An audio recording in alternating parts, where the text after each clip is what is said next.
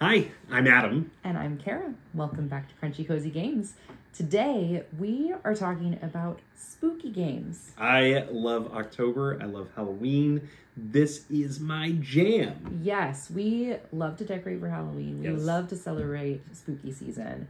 And so when we are thinking about the board games that we're going to be playing over October, I got a plan. We are really excited to pull out all of the spooky games in our collection. And Yes. I really hope that we can get through all of them. Yeah, including a couple that we've just added to our collection this year. Yeah, some of the games we're going to talk about we have not played yet.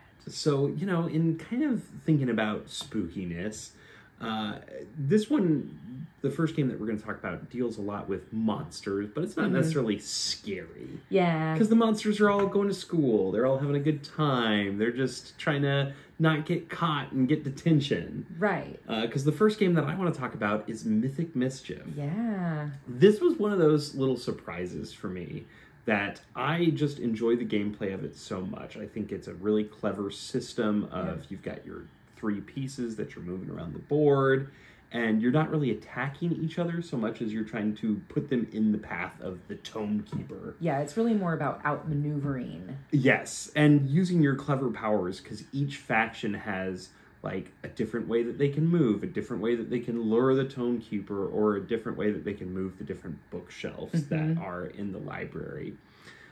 We've only played with the 4 that come in the game, so that's zombies and wizards and vampires, and then Frankenstein's monsters. Yes. But I am currently heavily anticipating a delivery of their latest Kickstarter, which is going to include all the factions from the first round, as well as their second season of Mythic Mischief. Yeah, I'm really excited to test out the new factions. Yes, I want to play as ghosts, and the trolls are the drama kids. So Oh my gosh. I'm right in there. I want to try them out. I would love to dig in and start figuring out strategy guides for each faction. Yeah, absolutely. So that's one that's up in my list that I can't wait to play in October. Yeah. Next up is one that is kind of on the edge of spooky. It's kind of thematically kind of dark. Ooh. And that is Septima. Oh, so yeah. This is all about witches in the woods. Yeah. Trying to craft potions and help the village, but also evade capture and The witch hunters. and avoid the witch hunters, Yeah. and also make it through the witch trials. So Septima is a game that's very dense. I mean, there's a lot mechanically There's a going lot. on with it. And that's maybe the scariest part of it. Yeah, it's not really scary. I think the only thing that makes it spooky is that it's witch themed. Yeah. But Which is very cool. I mean, the aesthetic, laying that board out on the table, I think is so cool. I mean, it's a beautiful thing. It's a Mind Clash game. They do great work.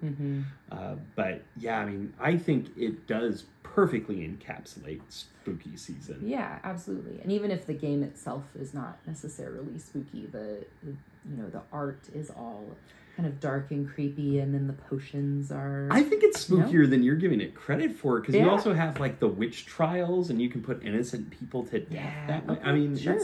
It's okay, a you're spooky game. talking Kara. me into how spooky it is. So Okay. anyways, we're going to play Septima. Yeah, for sure. I love it.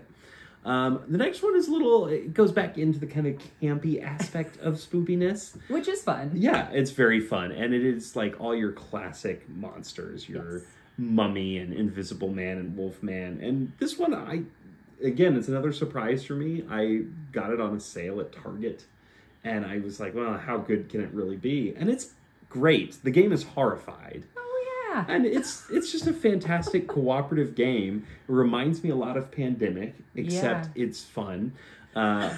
Well, and it does a lot of things. It fixes a lot of issues that we have with the game of Pandemic. Right. The one simple thing that you can pick up all the items in your location as Yes. opposed to just one. Yeah.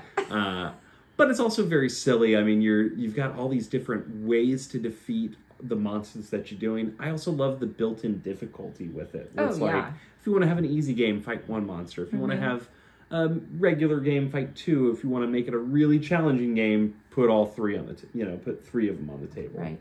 I think that's really cool. I love the game board. I love how silly it is. It really is very silly. But it's the perfect level of spoopiness for while trick-or-treaters are knocking on the door. Yeah. Oh, absolutely. That's great. Next up, we're going to talk about one that we have not played yet. We recently got this in from a Kickstarter. Oh, yeah. And I'm very excited to play it. It is based on some source material that I'm actually not super familiar with, I'm not either.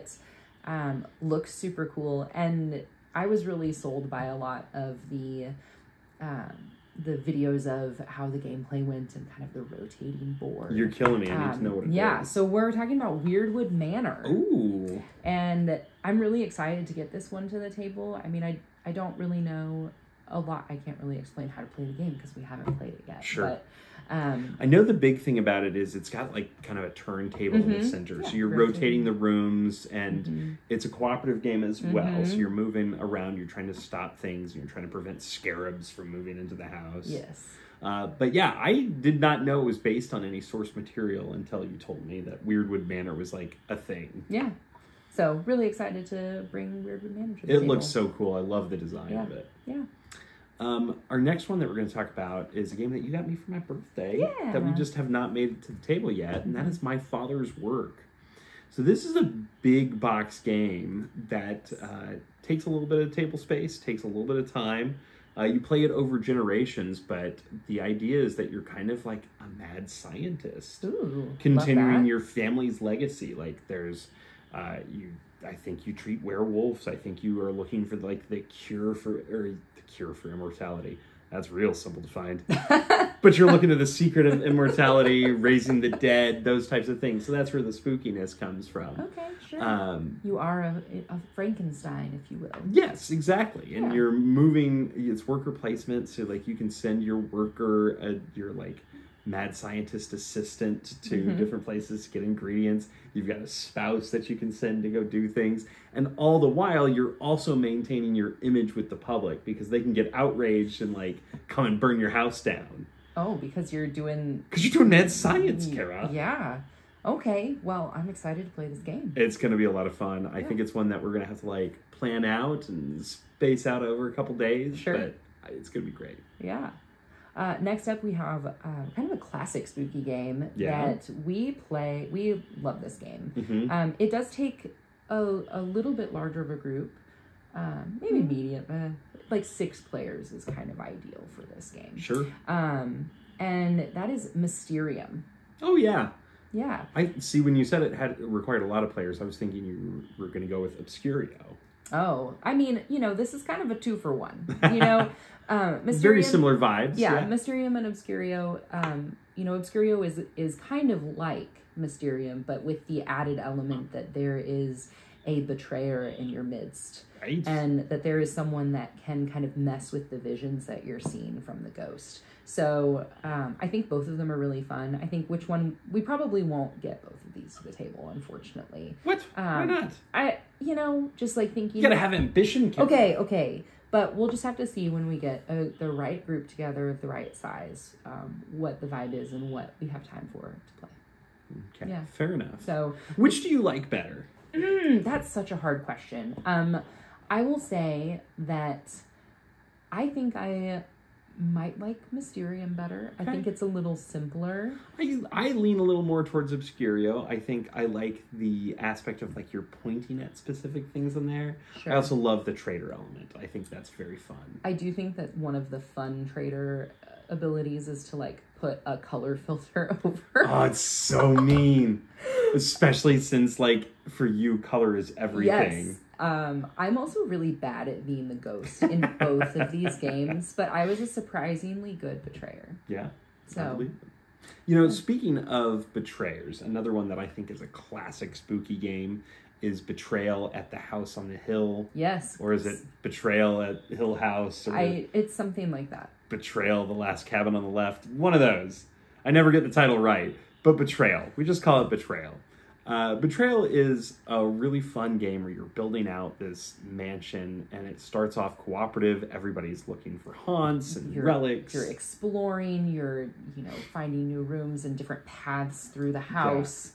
Yeah. And then all of a sudden, the hunt happens, and then one group gets a set of rules, and the betrayer goes off, and they get their own set of rules, and then they come back and they say, "Surprise, everybody! You're being attacked by giant plants," or something. "I've got a banshee," or "Hey, check out my ventriloquist dummy." And I don't know if that's one of them, but it should be. That would be horrifying. We have not. We've played it on a number of occasions, and we have not yet had a repeat haunt. We haven't made it. We haven't made it through all of them yet. No, so and that's very fun. I mean, I love that you kind of don't know what you're going to get. I will say the one thing that you do know is whichever player is the least experienced and the least confident, they're going to be the player that has to play by themselves. Right, because it's not necessarily the person that like rolls the thing that triggers it. Right. Like it tells you in the book based on the it's kind of like a reverse Clue. Like the haunt happens and they're like, okay, it's the child in the nursery with the cursed book. Yep. And then you look that up in the book and it's like, surprise, the person across the table from you is the betrayer. Right. Slip them this guidebook. Yeah. So yeah, it's a classic. It is. I think it's very fun. It's kind of campy. Some of them are darker than the others. Yeah. I mean, there are some that are just totally bogus. And, you know, good on them for writing like 52 different scenarios. Yeah. And having so many different, like, the characters are also really fun. And, right. Yeah. It's, the replayability of this game is fantastic. For sure. Yeah. Next up, we have another game that is... I mean, I hope we have another game. Yes. I hope we're not, like, suddenly going to recommend books. I mean, we could do that. Yeah, fantastic way. That's neat. Next up is more of a party game. And this is Phantom Inc. This is not one that we've played yet. Yeah, we got it, I think, specifically thinking we would get a group together to play it, and that group just hasn't gotten together. Yeah. But this game is really interesting in the fact that, you know, you have two ghosts that are trying to communicate the same information. Right. And the teams that they're trying to communicate to are trying to listen in on both seances that are happening and figure out the information simultaneously. And so you're trying to be clever in questions that are being asked and answers that are being given. Yeah, looking through the cards, you know, there's fun things that's like, what Greek god would you most associate this object with? Because the object might be like a hairbrush. Right. And so then they would try to answer like Aphrodite. But here's the thing. The people that are writing the clue can stop them at any time because the other team doesn't know what the question you asked is. But if they finish the entire word, it might give something away. Right. So if they started to write A-R, you know, you might be thinking it's Aries. And then the P, and you're like, oh, okay, great, stop. We know which one that is. Right. One of my favorite cards that I've seen as I've been looking at the game is there's a card that is write any word that's not associated with this whatsoever.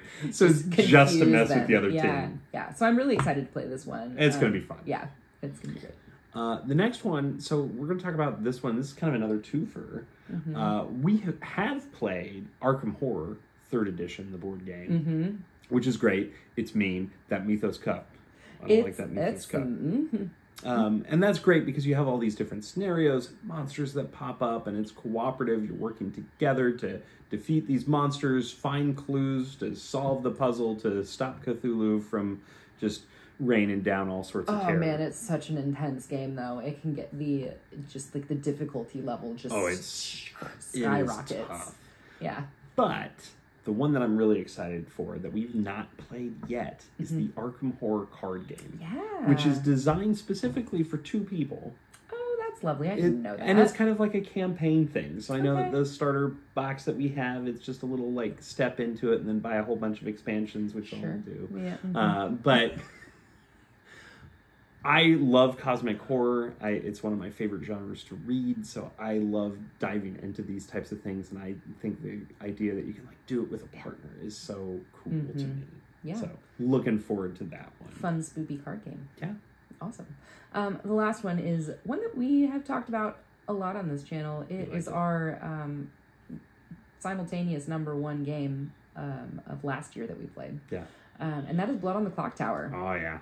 When I think of spooky games, this is the one that I think of first. Yes. I mean, there is a demon among you that is murdering the townsfolk. Right. And, of course, the spookiest thing about this game is now you don't know whether or not you can actually trust your friends. Accurate. Because some people are really good liars and swear in their child that they're not lying. It's true. And, you know, you learn a lot about people when you're playing a game where you have to lie to them. Yeah, exactly. But this is a really fun, like, you try to, it's both parts, like, trying to solve a mystery, but also kind of that spookiness of, like, there's a demon in town and killing everybody and everybody's lying. And then just, like, the social deduction aspect of it, obviously, which is trying to read people. When we host games at our place, we like to kind of set the ambiance. We play spooky music, light candles all over the place. So we make it creepy. And it's, like, the perfect game for, like, a Halloween party. It absolutely is, yeah. Really excited to play that in October. Yeah. So that's our list of spooky games that we're looking forward to playing in October, but we want to hear from you. What are some of your favorite spooky games? Do any of these sound like games that you want to play? Be sure to like and subscribe to our channel to get more lists like this. And if you can, leave us a comment about what spooky games you're going to be playing this month because, hey, we're always looking for recommendations ourselves. Absolutely. I'm Adam. And I'm Karen. Thanks for stopping by. Bye.